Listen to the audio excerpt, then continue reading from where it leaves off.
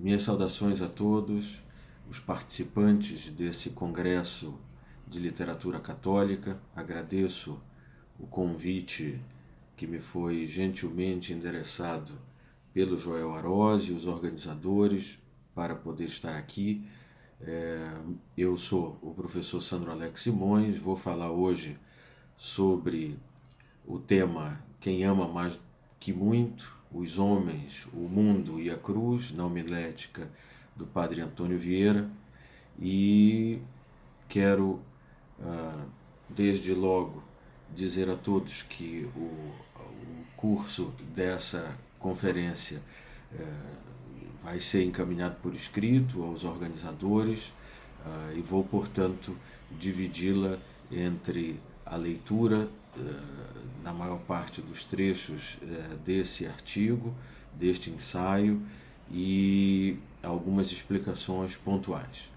Então, renovo o agradecimento pela possibilidade de dirigir uma palavra a todos vocês sobre esse tema e esse personagem tão significativo para o mundo de língua portuguesa, que é o Padre Antônio Vieira. A pretensão dessa palestra é combinar os elementos literários que estão presentes no Padre Antônio Vieira, o seu estilo, a sua retórica específica, a sua maneira de expor as ideias, mas essencialmente o pano de fundo sobre o qual o Padre Antônio Vieira constrói a sua verve. Ele vai expressar o seu pensamento num estilo muito próprio que está entre um mundo antigo e um mundo novo, dentro do período em que ele vive.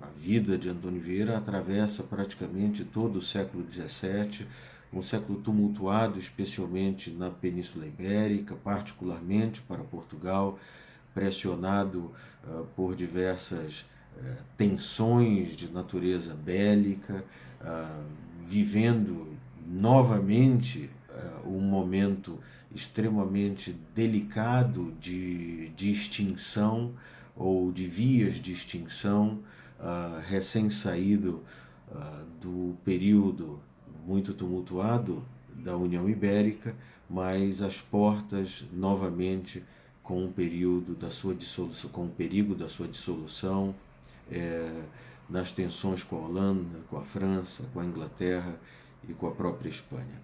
É nesse século extremamente tenso que viverá o Padre Antônio Vieira, e como um português franco, aquele que atravessa o Atlântico, um português que olha para além da própria terra, um português que, para ser francamente português, é todo o mundo, como muito bem expressou a respeito da própria personagem de Vieira, Fernando Pessoa. Eu, então, inicio essa minha conferência logo de princípio marcando a seguinte premissa: o pensamento de Vieira, que é expresso através dos seus sermões, essa é essencialmente a forma da sua obra, o estilo em que ela se plasma, já reduzida a mais de 30 volumes de sermões, que a maior parte deles publicados durante a própria vida de Vieira, é marcada por uma unidade de pensamento. A sua obra é marcada por uma unidade de pensamento. mesmo nos seus aspectos, nas suas dimensões propriamente literárias, estéticas, suas dimensões políticas, suas dimensões teológicas, suas dimensões geoestratégicas, inclusive militares, parte da preocupação de Vieira, a sua participação também em parte do pensamento econômico português do século XVII, em todos esses aspectos que parecem muito dispersos, não podemos nos deixar enganar, porque a obra de Vieira apresenta, sim, uma unidade de pensamento. E essa unidade de pensamento é emoldurada por alguns pontos fixos ou pontos firmes que eu procurarei expor aqui, através de uma linha que nos permite, nesse recorte metodológico, observar o pensamento de Vieira de uma maneira um pouco mais próxima, que é como ele pensa a Amazônia. Então, procurar, dentro da moldura do pensamento de Vieira, ou a partir do seu objeto de reflexão específico, um deles, que é a Amazônia brasileira, a partir dele partir para a moldura, sair para a moldura e a identificação dessa moldura que representa a unidade do pensamento de Vieira nos seus diferentes aspectos. Então aqui nós não conheceremos as fronteiras firmes entre a teologia, o pensamento escatológico que está presente em Vieira, o seu pensamento político e o seu pensamento estético, porque ele transita entre essas áreas sem nenhum escrúpulo, mas com absoluto rigor, e sempre demonstrando um mesmo fundamento e uma mesma pretensão que nós procuraremos identificar ao longo desses próximos 50 minutos. Vamos a isso, então.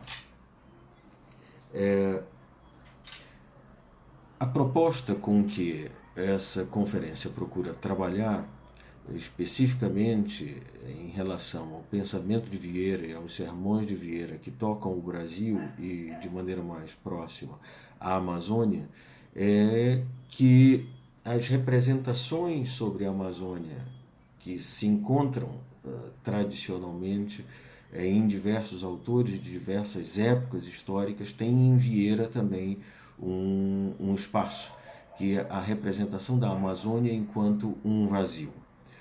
Mas este vazio é trabalhado em Vieira de uma maneira específica, de uma maneira singular. Esse vazio é paradoxal, ele é constituído, de um ponto de vista, pela magnitude impressionante dos rios, um clima incontestável que cerca e esmaga tudo, uma imensidão de floresta e verde, e apesar de tantos elementos, de tantas coisas distintas e titânicas, que provocam não raro horror ao olhar do europeu que aqui chega, como se encontra em vários dos relatos dos viajantes estrangeiros que estiveram pela região. Alfred Russel Wallace, por exemplo, um desses inúmeros estrangeiros que constroem esses relatos, diante da impressão desses elementos e da intensidade que eles provocam, este horror se prostra diante de um vazio. A imensidão não constrói. A imensidão do rio, a imensidão e a força do clima destroem. Esse imenso espaço territorial é também um grande vazio demográfico, e isso chama a atenção de todos esses visitantes europeus, e isso estará também em Vieira. Alexandre Ferreira Rodrigues também é um desses representantes importantes que toca especificamente no ponto do vazio demográfico, todos eles posteriores a Vieira, e Euclides da Cunha também não foge a isso na margem da história, cujo livro já começa falando dessa terra sem história que é a Amazônia. Todos esses temas muito fortes, muito significativos, mas que em Vieira encontram uma presença e uma aceitação, mas também uma formulação distinta. Este vazio não é exatamente aquele que será expresso pelos visitantes posteriores da região. E vamos ver isso. Uma terra sem tempo e sem espaço, o vazio histórico. O conjunto do imaginário antigo e medieval acerca das antípodas ou das terras desconhecidas e de certo inabitadas que remontam a pensadores centrais como Plínio o Velho, Cícero, Santo Agostinho e Isidoro de Sevilha, que plasmam o imaginário medieval, estará todo nas expectativas dos descobrimentos a partir das navegações do século XV. Ainda que não esteja nos limites dessa conferência abordar o tema, que é, aliás, vastíssimo, importa recortá-lo naquilo que contribui para a compreensão do horizonte da tradição com a qual dialogavam e dialogaram, ainda por séculos, os clérigos, os exploradores e pensadores sobre o Novo Mundo, e como um capítulo especialmente intrigante dele, a Amazônia. É nesse diapasão que merece destaque a abordagem com que o padre Antônio Vieira vai cercar a sua visão sobre a região dentro de um arcabouço de teologia política e escatologia absolutamente singular, cujo sentido é apenas possível dentro do contexto de Portugal entre os séculos XV e XVII, do profetismo e do misticismo manuelino e do sebastianismo. Entretanto, destacar simplesmente esse aspecto pode somente ratificar alguma impressão sobre a ileia amazônica acerca daquilo que o imaginário medieval denominava de orbis altéreos, aquele outro mundo, que no caso é a Amazônia. O encanto, um enfeitiçamento, o elemento místico que acaba se misturando com uma força da natureza. Esse imaginário dos descobrimentos e das conquistas ultramarinas foi essencialmente modelado pela geografia do maravilhoso, cabe lembrar. Conhecida e com grande circulação dos seus quadros fantásticos na cultura da Baixa Idade Média europeia. Geraldo Martins Coelho, no livro O Violino de Ingrés, chama a atenção para que as regiões distantes, ignotas, domínios longínquos do orbis altéreos, assustador e proibido, que são também figurações do interdito, como gravado nas colunas de Hércules, non plus ultra, essas regiões de um mundo fantástico eram domínio dos Mirabilia. É o caso do Novo Mundo. Todo o enredo simbólico da conquista colonial passa necessariamente pela relação entre o exótico, o desconhecido, os tesouros inimagináveis que essa estranha geografia encobria. A capacidade de pensar a desmedida riqueza na forma como a construiu o imaginário da conquista medieval do Novo Mundo era simétrico às linguagens de uma natureza desnaturada para os cânones da cultura europeia. E a chave de interpretação e desvendamento que Vieira utilizará para este mundo ignoto, para este mundo maravilhoso, será a das Sagradas Escrituras, como uma descrição presente do mundo. Vieira não conhecerá os limites intransponíveis entre passado, presente e futuro quando interpreta o Novo Mundo, especialmente o desafio amazônico, a partir das Sagradas Escrituras. Ao contrário, as Sagradas Escrituras representam tudo isto ao mesmo tempo. O passado, o presente e o futuro, e a única chave do desvendamento do grande mistério do orbis altéreos, que ele encontrará especialmente desafiante na Amazônia brasileira, que ele conhecerá de perto. Um outro exemplo notável dessas Mirabilia são os relatos que evocavam as criaturas fantasiosas, né, maravilhosas do reino imaginário de Gog e Magog, que tem sua origem no relato veterotestamentário e que povoam os próprios mapas medievais e são transpostos para a região pelos primeiros exploradores, como se na região brasileira e também na Amazônia brasileira, cujos desafios de conquista e civilização são maiores ainda, lá se encontrasse geograficamente o reino do Gog e Magog, daqueles que ficaram afastados do próprio mundo do período pós-lapsário, quando da queda de Adão. Esse mundo perdido de Gog e Magog, das criaturas imaginárias, seria a própria Amazônia. Geograficamente ali estaria localizado. Então, os exploradores teriam descoberto esse mundo imaginário. Na própria viagem pelo Rio Amazonas que faz Cristóbal de Acunha, em 1639, ele deixa esse registro no novo descobrimento do novo rio das Amazonas, como um relato das Mirábilia muito bem situado e recordado. Então, esse imaginário encontra realidade na Amazônia.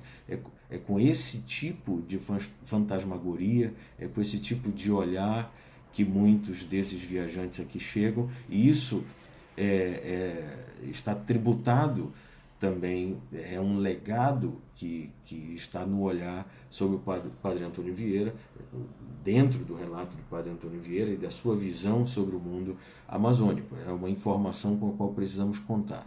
De qualquer forma, a Amazônia em Vieira é mais do que isso. Ela é essencialmente um espaço de profecia, e não apenas um local geográfico das Mirábilia. Ela é essencialmente um espaço de profecia, que conjuga passado, presente e futuro de Portugal na cristandade, para emoldurá-la em um espaço notável de significação simbólica e exegese. O preço do resgate foi o de interpretar a Amazônia, projetando-se nela e, a partir dela, projetar-se. Há demais outros elementos que devo explorar no que diz respeito mais especialmente a uma forma de ressignificar o espaço amazônico em uma perspectiva de tempo futuro. Eu já mencionei que há um projeto escatológico em Vieira, que envolve a Amazônia, como uma primeira tentativa sistemática de compreendê-la. E isto indica que, para além do Vieira pregador de sermões em defesa do indígena e da virulência parenética que ele emprega contra os vícios e os hábitos dos colonos, há um profeta do Novo Mundo para o qual a Amazônia inscreve-se em um projeto maior de expansão da cristandade, que realiza a missão pela qual Portugal legitimaria a sua existência no mundo. É o que pretendo desenvolver a seguir. O Padre Antônio Vieira, nos relatos, não de viagem, mas nos seus sermões, especialmente nos sermões que proferiu no Brasil e em algumas de suas cartas, existe um elemento nele que é absolutamente reincidente e recorrente quando fala da região amazônica, que é também o elemento do vazio, a que eu fiz referência no início, mas além desse, um elemento da submissão ao clima e da submissão à natureza, que fazem parte dessa representação do vazio, como um mundo em que o destino do homem lida necessariamente com elementos já inscritos previamente na ordem da natureza e contra os quais é muito difícil lutar. Vieira foi um personagem absolutamente fascinante nesse aspecto. Ao mesmo tempo que foi um homem inegavelmente culto e refinado, um exegeta e naciano, ele compunha o seu gênio complexo com o misticismo manuelino e as profecias populares. Refiro-me, nesse caso, ao Vieira das Trovas, do Bandarra, um conjunto de trovas líricas que falavam sobre o fim do mundo. Elas levaram, inclusive, o seu autor, o próprio Bandarra, um sapateiro do interior de Portugal, a ser preso, condenado pela Inquisição. Vieira também, depois da sua decadência, foi preso pela Inquisição e estava profundamente envolvido nessa fase com a escritura de profecias, que tinham por base o Bandarra. Essas profecias de Vieira eram sobre o Quinto Império português, sobre o qual eu vou falar adiante. A parte profética da obra de Vieira, representada pela história do futuro e pela chave dos profetas, que é o reino de Cristo realizado no mundo, são tidas por ele próprio como as suas maiores obras. E recentemente, em 2015, nós temos a felicidade de encontrar já a tradução da Clavis Profetarum, da chave dos profetas, numa edição que culmina essa edição a partir de um longo projeto que iniciou inclusive no Brasil, na Universidade de São Paulo, mas lá não terá continuidade na década de 90. Em 2015, a primeira parte da Clavis Profetarum é integralmente publicada, com belíssimos estudos introdutórios do João Adolfo Hansen, que historia um pouco essa tradução e esse projeto que começa no Brasil, e uma interpretação da Clavis Profetarum a partir de um artigo do professor Pedro Calafate, da Universidade de Lisboa. Então, é uma edição sensacional e que eu recomendo vivamente. Mas voltemos aqui. Só que o Bandarra e as profecias do Bandarra estava todo ele girando em torno do sebastianismo, ou seja, da perspectiva de retorno do rei Dom Sebastião, desaparecido na Batalha de Alcácer Quibir, ao mesmo tempo que a ideia original da formação de Portugal, que era a revelação de Eurique, Cristo teria falado com Dom Afonso Henriques no século XII, mais precisamente em 1179, na Batalha pela Libertação de Lisboa, do cerco de Lisboa, e Portugal teria conseguido ser libertada com um pequeno exército cristão contra o exército dos mouros, que era 5 vezes maior. Então, na origem do próprio reino português estaria essa marca da cruz e a marca cristã. Então, a ideia de que Portugal teria uma missão específica para cumprir dentro da cristandade estaria presente desde o princípio da formação do reino, na sua fundação. Essa teria sido a sua condição de fundação.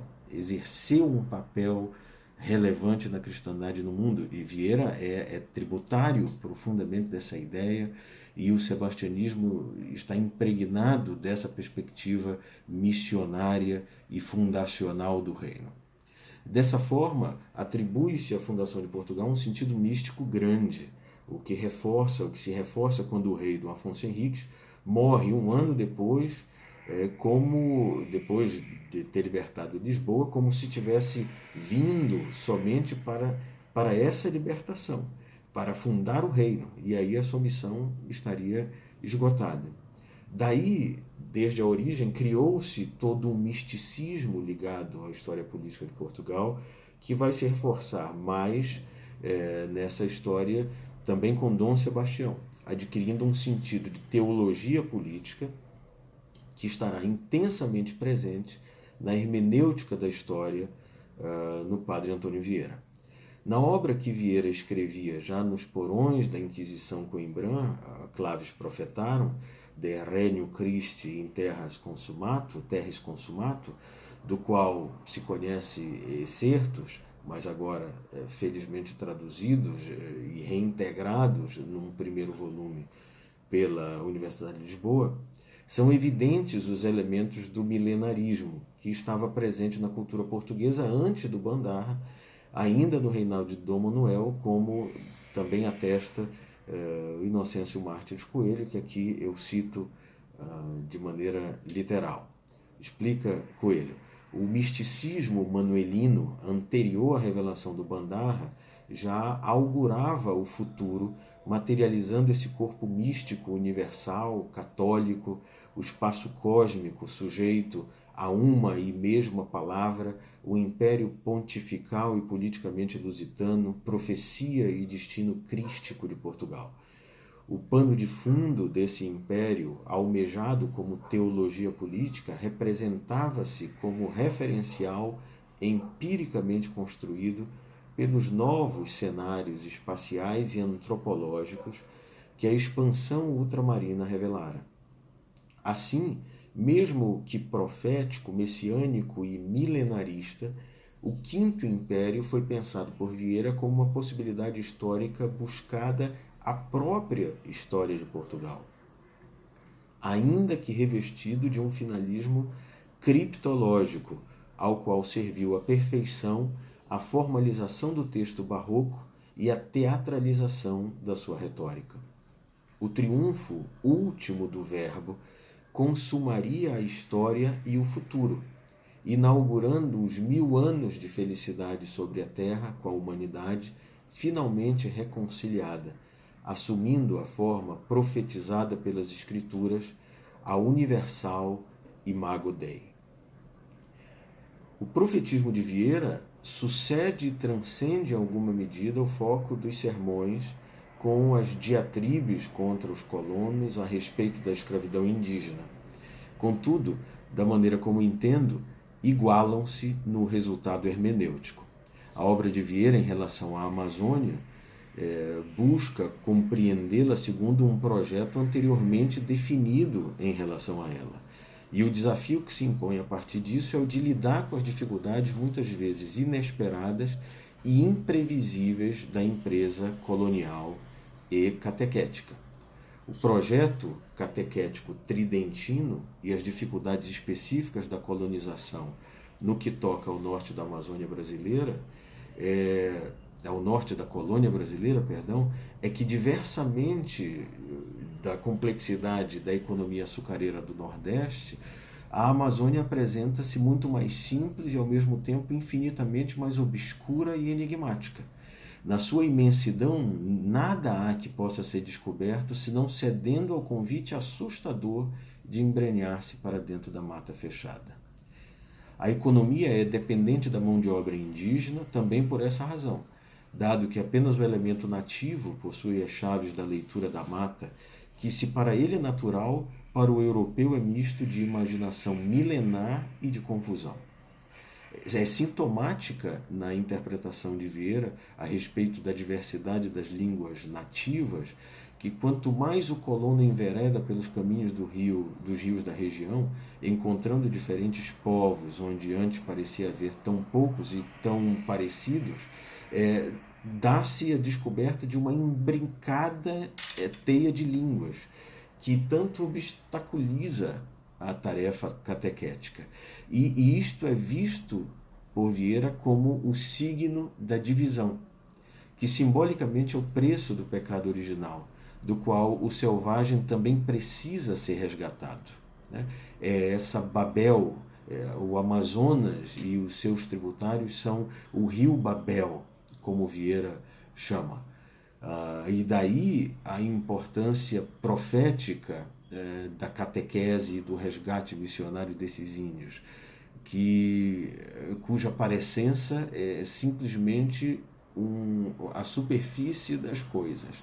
É observado mais de perto e indo cada vez mais longe nessa originalidade do homem que o indígena representa, vê-se também a originalidade do próprio pecado, depois da queda.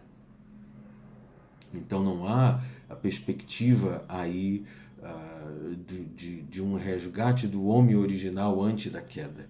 O que Vieira encontra através dessa teia de diferentes línguas, ainda que a partir de um mesmo tronco, é um signo de divisão e da necessidade também do resgate da catequese. No sermão da exortação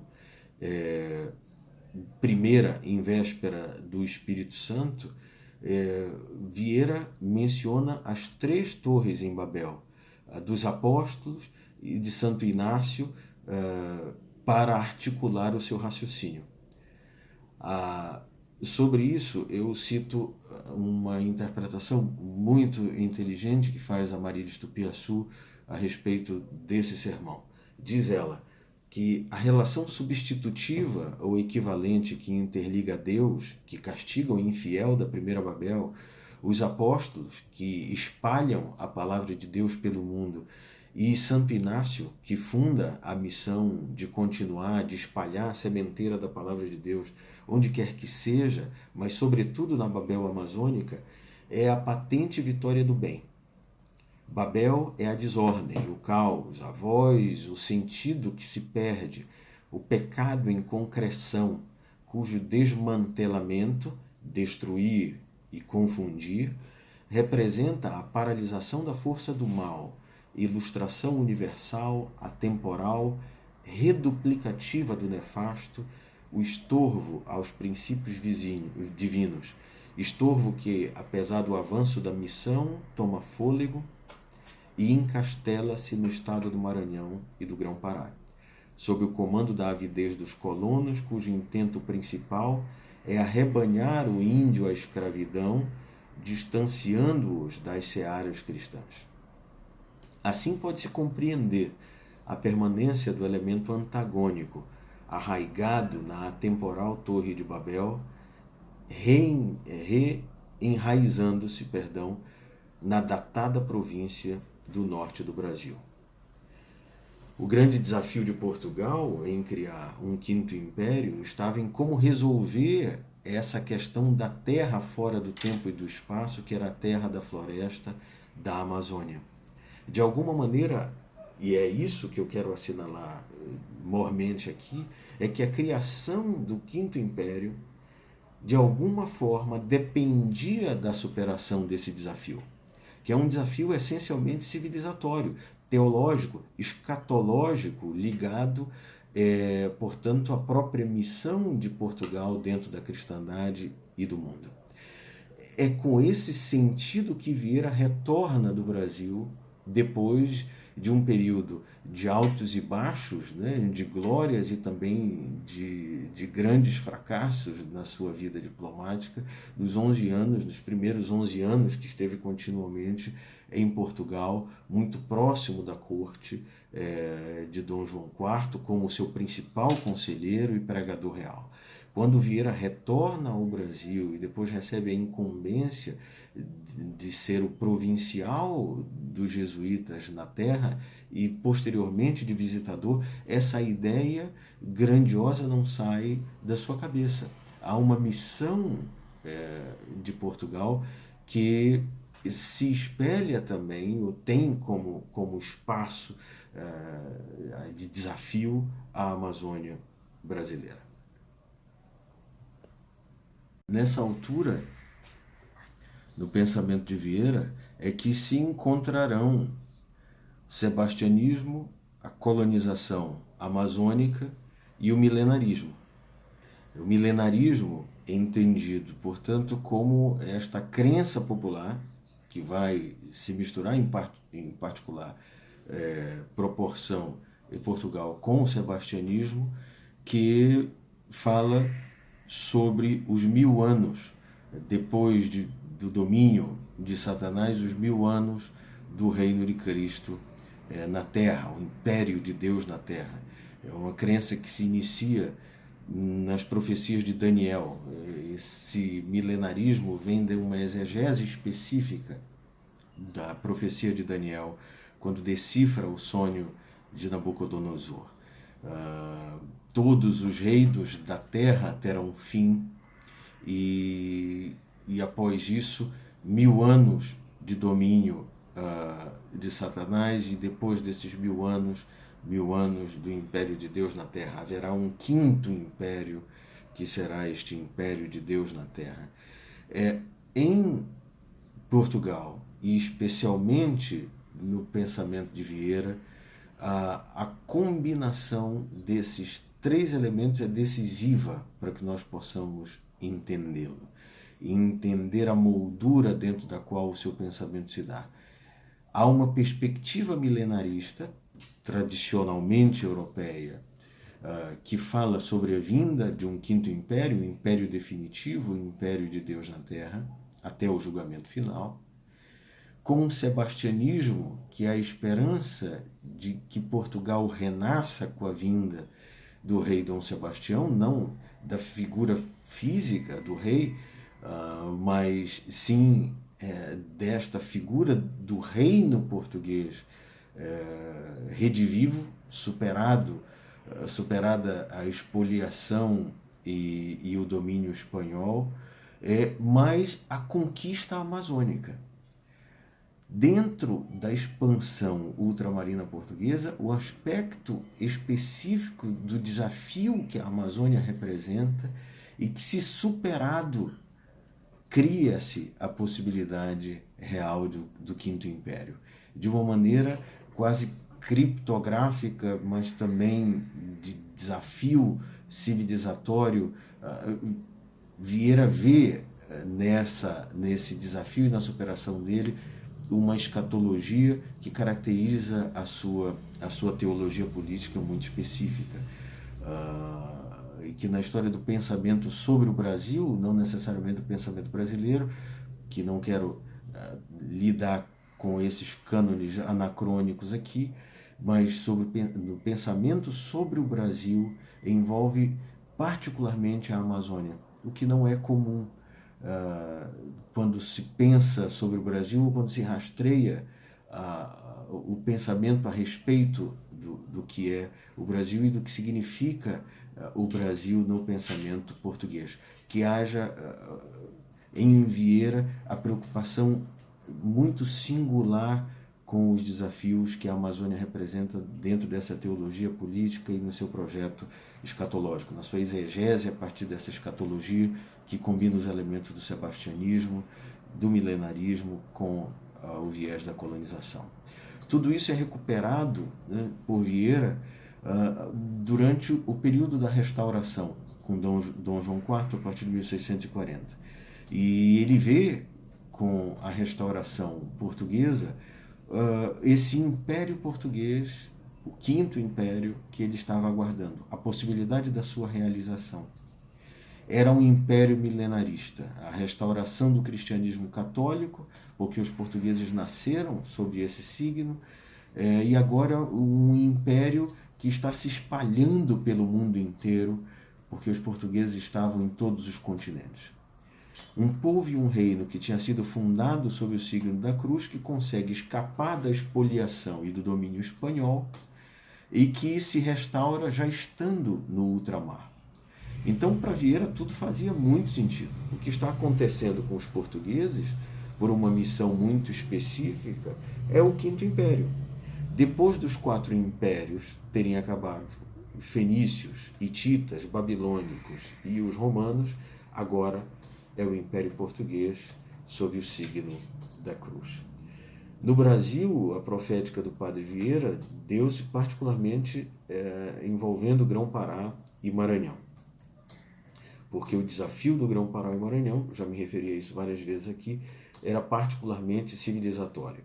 E não se trata apenas de retratar a natureza e a força titânica e muitas vezes destruidora e esvaziadora dessas forças da natureza na Amazônia, como o rio, o próprio rio Amazonas. Dentro, ainda que se entenda com a Amazônia, e Vieira percebe isso muito bem, que ela se encontra ou propõe desafios que se encontram alguns passos além daquele discurso fundador sobre as terras do Brasil, que se expressa na frase famosa da Carta de Pero Vaz de Caminha, que em se implantando tudo dá, em se plantando tudo dá. A Amazônia, de alguma maneira, desafia profundamente esse discurso fundador. Para utilizar aqui a figura posterior e importante de um dos intérpretes do Brasil, que é Euclides da Cunha, Euclides vai fazer a contraposição em relação à Amazônia num texto famoso, que é A Margem da História, do rio Amazonas em relação aos grandes rios das civilizações na história. Enquanto todos os historiadores sempre puderam se referir a esses rios como rios que criam civilizações, né, a ponto de dizer que nós podemos acompanhar o desenvolvimento da história das civilizações pela margem, pelo curso desses próprios rios, como acontece com o Tigre e o Eufrates, como acontece com o Huanghe ou então com o Yangtze. No caso da Amazônia, isso não seria possível, porque o caudal do próprio rio destrói tudo aquilo que está às suas margens, destrói o que está à sua frente. É como um rei que, ao criar o seu reino, esvazia-o, né? O rei está construindo o seu reino ou está destruindo. Essa é uma proposição que Euclides coloca e que aqui eu aproveito apenas para simbolizar o que significa o desafio ao discurso fundador do Em se plantando tudo dá.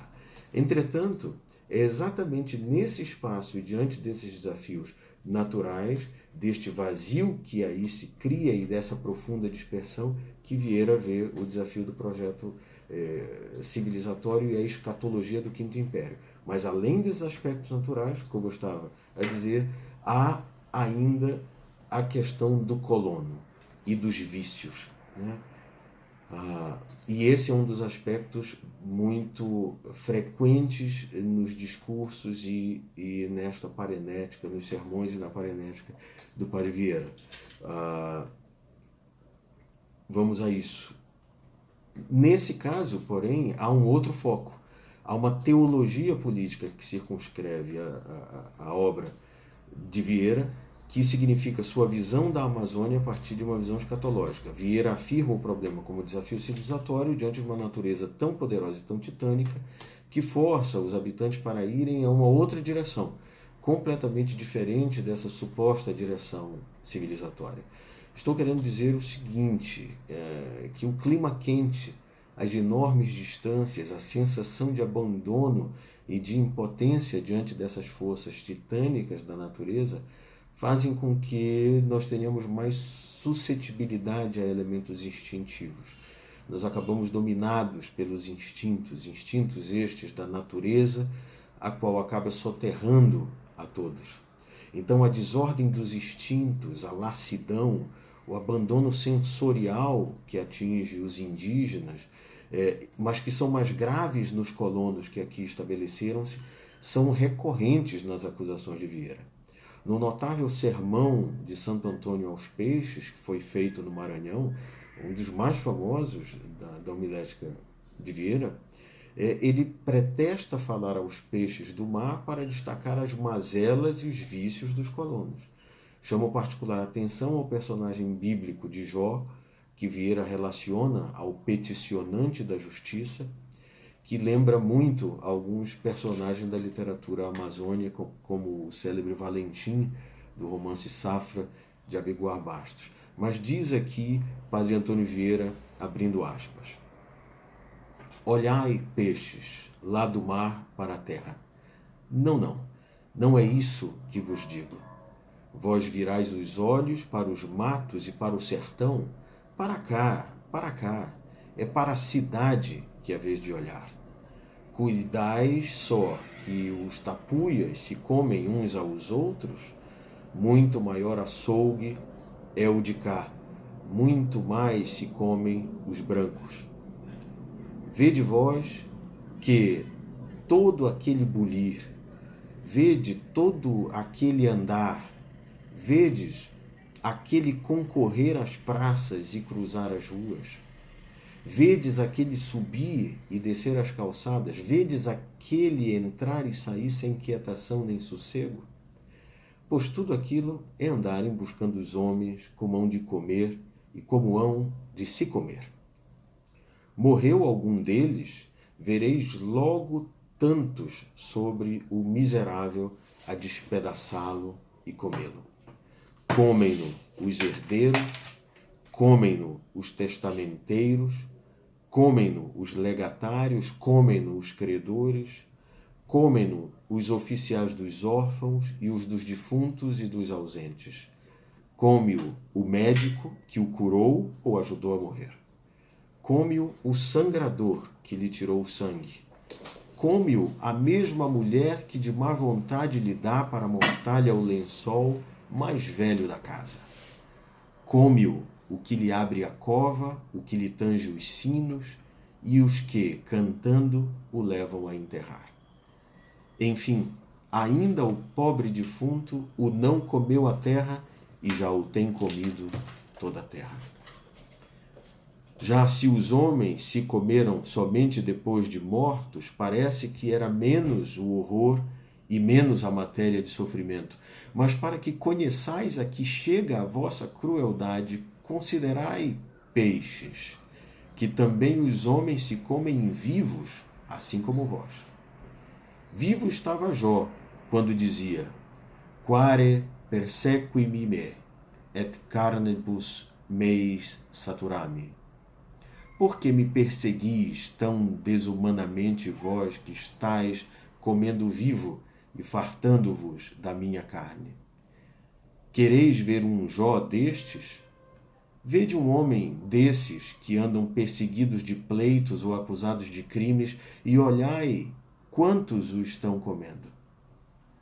Come-o o meirinho, come-o o carcereiro, come-o o escrivão, come-o o solicitador, come-o o advogado, come-o o inquiridor, come-o a testemunha, come-o o julgador, e ainda não está sentenciado e já está comido. São piores os homens que os corvos. Triste que foi a forca, não comem os corvos, senão depois de executado e morto. E o que anda em juízo ainda não está executado, nem sentenciado, e já está comido. Essa força do discurso de Padre Antônio Vieira, ao referir-se ao mesmo tempo aos índios e a alguns maus hábitos que a catequese deve enfrentar, mas os crimes propriamente não residem sobre aqueles que não conhecem a proibição e a palavra, mas eles sim incidem sobre os que não conhecem a proibição, que conhecem a proibição porque conhecem a palavra. Então, há um desafio civilizatório que não se refere apenas à natureza e à superação dos vazios da natureza, mas ao vazio e à resistência do coração do próprio homem europeu que aqui está. Com relação aos índios, a catequese é de resgate. Com relação aos colonos, é de enfrentamento e constante conversão. Aqui nós temos um recurso que é importante assinalar, que anda por toda a homilética de Vieira, que é o recurso do espelho. Tem-se nessa representação de espelho essa maravilha da descoberta daquilo que se imaginava existir e também a surpresa da desolação que essa realidade no Brasil, especialmente na Amazônia, provoca para o colonizador europeu. Então a Amazônia, em Vieira, o paraíso e o inferno ao mesmo tempo. É este o olhar do colonizador sobre a Amazônia e que Vieira tem presente nos seus sermões. O Brasil é uma colônia nova, uma terra nova dentro de um continente absolutamente novo para o europeu. Num processo de colonização que mudou a maneira do mundo ver a si próprio, ou da Europa ver o mundo em uma escala forçosamente mais larga. Mas a cultura que se implantou aqui era uma cultura medieval e não uma cultura moderna, com as características que nós costumamos atribuir a essa racionalidade moderna, pelo menos. Vieram junto com os colonizadores as crenças, os mitos, as visões de mundo, os hábitos e as tradições que aos poucos vão se implantando nessa terra também como uma espécie de espelho da terra portuguesa. A origem etimológica da palavra espelho é maravilha, o miroir. É a ideia de que na contemplação existe uma descoberta. Quando nos vemos no espelho, nós estamos nos descobrindo, estamos vendo como somos. Não é, portanto, apenas a reprodução de uma coisa que nós já conhecemos, mas senão a representação de algo que nós ainda não conhecemos. No ato de observar, na verdade, esse ato de observar, na verdade, revela-se constitutivo. E ele nos ajuda a produzir uma descoberta, a qual não teríamos condições de fazer sem o reflexo, sem essa comparação, sem a externalidade que a imagem do espelho reflete, que ela constitui. O observar-se dentro do espelho implica, portanto, uma maravilha. As descobertas são maravilhas no sentido aristotélico da palavra. Elas mostram algo que nós não conhecemos. Elas fascinam, deslumbram. O que nós não somos é indiferentes em relação a essas descobertas. E nem podemos ser. Quando a América foi colonizada, ela assumiu a condição do espelho para o homem europeu. Não é que ela estivesse reproduzindo o homem europeu, descrevendo o homem europeu, porque a América não era a Europa. Mas o que o homem europeu consegue ver no espelho, o que essa América representa sobre ele? Ele consegue ver aquilo que não é. E é a partir do que ele não é que ele consegue identificar os parâmetros do que é. A descoberta do eu sucede esta descoberta do outro. A América é o espelho da Europa. Quando ela é descoberta, se observa que o mundo não era do tamanho que estes imaginavam e que aqui havia uma série de coisas que nem nas fantasias mais delirantes dos europeus existia. Os rios do tamanho que eles são, o clima extremamente violento, o indígena e os seus hábitos, a descoberta do selvagem, que reintroduz o conceito de barbárie, ou a relação entre a civilização e a barbárie, entre os europeus. E dentre todos esses espelhos que a América representa para o europeu do século XVI, XV e XVI, a Amazônia é um capítulo especial. Ela é um espelho especial. Porquanto a Amazônia, ao mesmo tempo, confirma e surpreende toda a ficção medieval, parte dela derivada da antiguidade, sobre o que seria o paraíso edênico, sobre o que seria o paraíso terreal, depois do homem ter caído dele. Há vários relatos de viajantes medievais sobre ilhas fantasiosas e novas terras sobre a qual correriam imensos rios de leite, alimentos dariam nas árvores, né? O pão daria na árvore, a ideia da fruta pão. A ideia aí é muito simbólica. O pão é a representação do esforço e do suor do trabalho humano depois do homem ter caído do paraíso. Mas nessa ilha paradisíaca, o pão dá nas árvores. Mas a empresa da colonização revela uma realidade bem distinta da fantasia paradisíaca. E o homem parece sucumbir à impossibilidade de vencer o próprio paraíso das maravilhas em que se lançou no norte da colônia. Na região, seja o caboclo, seja o colono português, não são vistos como capazes de reagir ao ambiente de esterilidade e placidez úmida que embota as consciências, como acusava Vieira, e resiste imperiosamente ao valor do trabalho.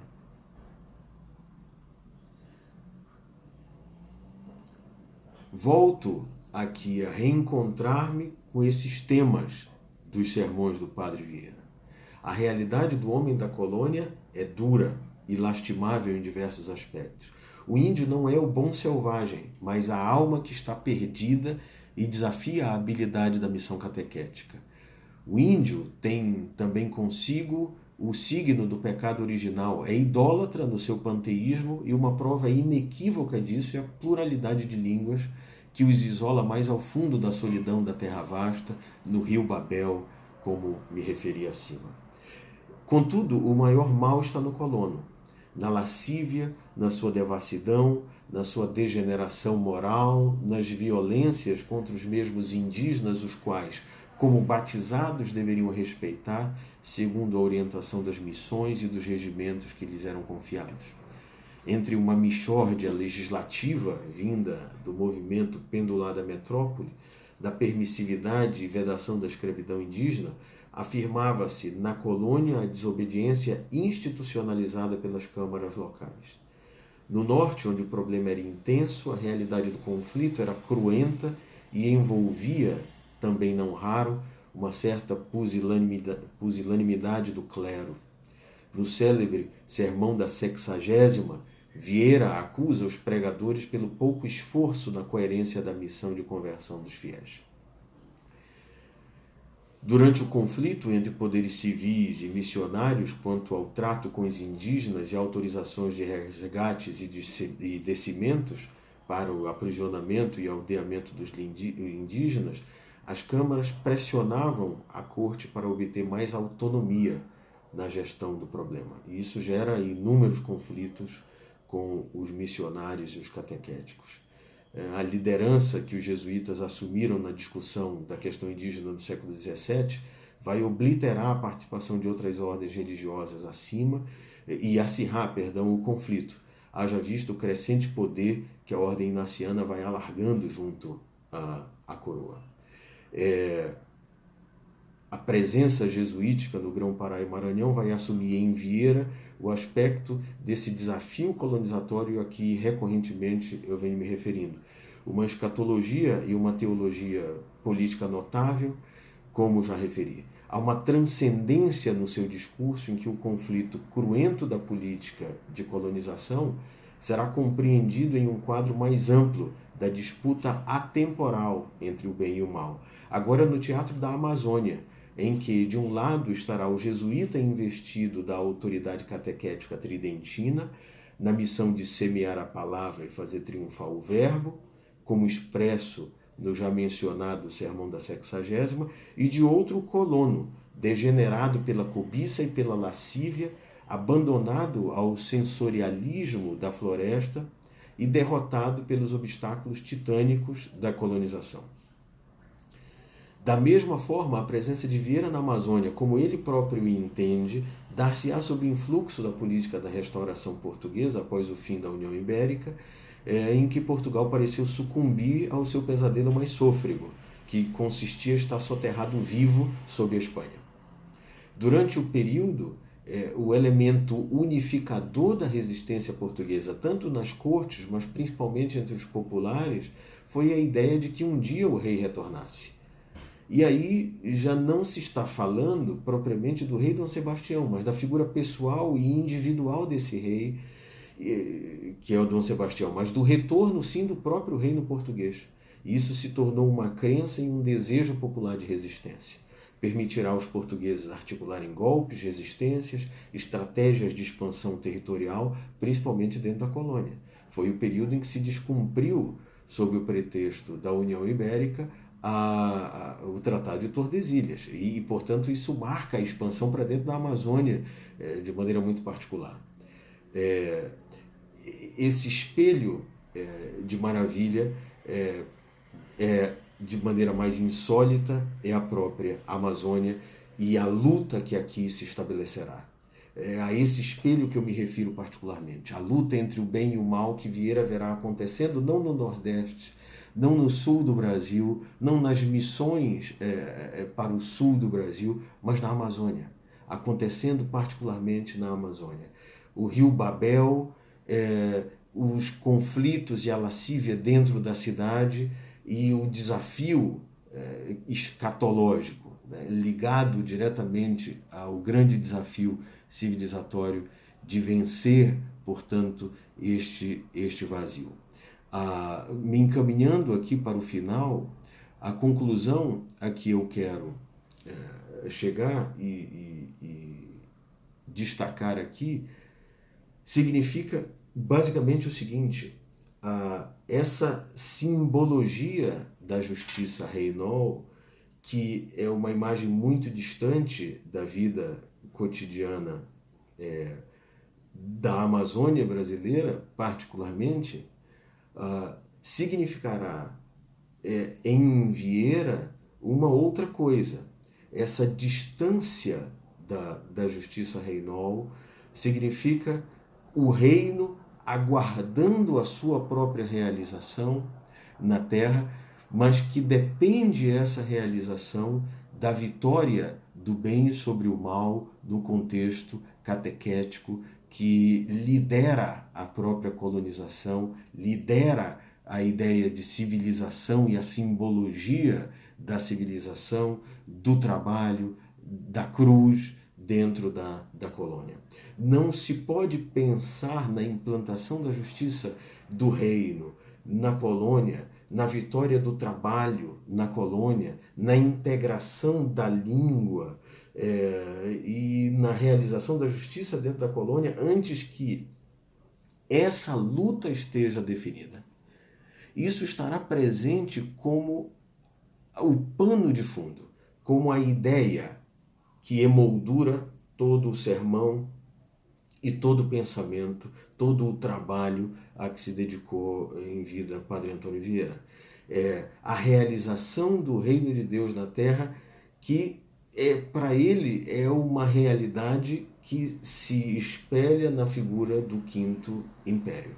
Do Quinto Império que se realizará apenas e na dependência da superação do desafio da colonização da Amazônia, que envolve diretamente a integração de indígena, que envolve necessariamente a conversão constante do colono, a superação dos seus vícios, para que aí sim nós possamos integrar esse indígena. Em Vieira, portanto, a superação desse desafio não conhece as fronteiras temporais entre presente, passado e futuro, porque as Sagradas Escrituras se realizam naquele momento na colonização portuguesa na Amazônia. Luta atemporal entre o bem e o mal, luta atemporal em que ele vê a realização dos signos temporais da própria Babel, da dissolução marcada pelo pecado original, longe, portanto, da ideia de um bom selvagem, mas ali há o pecador que precisa ser recuperado, que precisa ser convertido, ao qual a palavra precisa ser apresentada, e esse é o desafio catequético superior, mas que Vieira também liga a uma série de outros temas para os quais ele não conhecerá a fronteira. Isso é teológico, isso é escatológico, isso é político, e a maneira como ele articula esse pensamento é através de uma retórica propriamente barroca, muito vívida em relação às imagens, muito firme em relação à exegese das Sagradas Escrituras, sempre como alguma coisa presente. As Sagradas Escrituras em Vieira, como já observei no princípio, são a chave de leitura do mundo. Não de um mundo futuro ou de um mundo passado, mas de tudo isto junto, o presente, o passado e o futuro, que tem Portugal como centro. Portugal como a sede desse Quinto Império. Um Portugal que ele traduz também da maneira escatológica. Não a partir de qualquer potência real que Portugal tenha naquele período. E Vieira sabe que Portugal já se encontra num grande calabouço de misérias. É um reino recém-restaurado, extremamente empobrecido, envolvido em guerras e em tensões que podem se converter em guerras com algumas das maiores potências do seu tempo, como a França, como a Holanda, como a Espanha e posteriormente a Inglaterra, e que não tem, portanto, do ponto de vista material, não fornece nenhum elemento para a esperança de Vieira. A esperança de Vieira vem de uma outra fonte, vem da sua profecia, vem da ideia de que Portugal representa essa profecia, e a literatura de Vieira é profundamente profética. Não é possível separar a profecia da natureza dessa literatura, mas ela, ao mesmo tempo que profética, é política, é forte na sua imagética medieval, nas raízes culturais que ela possui, e é extremamente inovadora. E aqui eu vou fechando essa minha participação. É profundamente inovadora e pioneira na maneira como vê a Amazônia brasileira e os desafios de integração do homem dessa Amazônia. No lugar daquilo que seria apenas o vazio que os viajantes posteriores e a mesma literatura brasileira do século XX, como está em Euclides da Cunha, no lugar do vazio e apenas do vazio civilizatório que ali eles procuraram ver na Amazônia, vieram ver o vazio que é o grande desafio civilizatório a ser superado. Não o vazio do abandono, mas o vazio do convite à realização do próprio plano de Deus para a cristandade.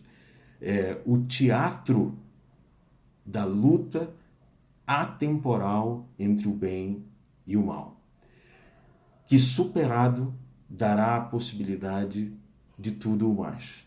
Dará a possibilidade da civilização. E da civilização sob o signo da cruz. Então é um vazio que precisa ser enfrentado e precisa ser preenchido.